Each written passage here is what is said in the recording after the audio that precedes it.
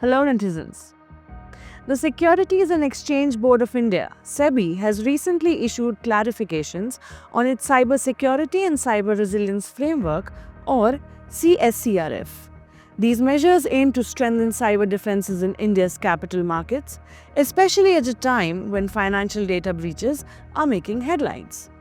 SEBI has specified that this framework applies only to systems used exclusively for SEBI-regulated activities.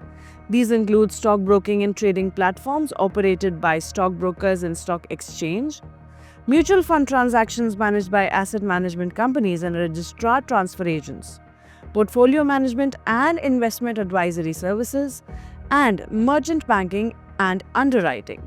Clearing and settlement systems at clearing corporations and KYC registration agencies and depositories that store investor information also will be included in this. Entities already regulated under the Reserve Bank of India's cybersecurity norms will not have to duplicate compliances, but shared systems outside RBI's purview will still fall under CSCRF. SEBI's clarification also defines critical systems such as the trading engines, investor-facing portals, and regulatory data repositories, which must adopt zero trust principles, network segmentation, and strict IT oversight. Another key feature is disaster recovery. Critical systems must be able to resume within 2 hours and restore the last 15 minutes of data, reducing risks of financial loss or transaction errors.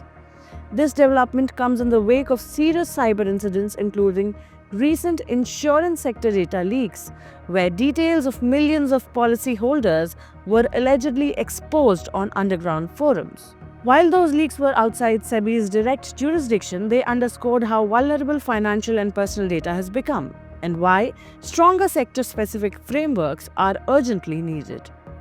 By introducing tiered norms, SEBI has also attempted to ease the burden on smaller intermediaries.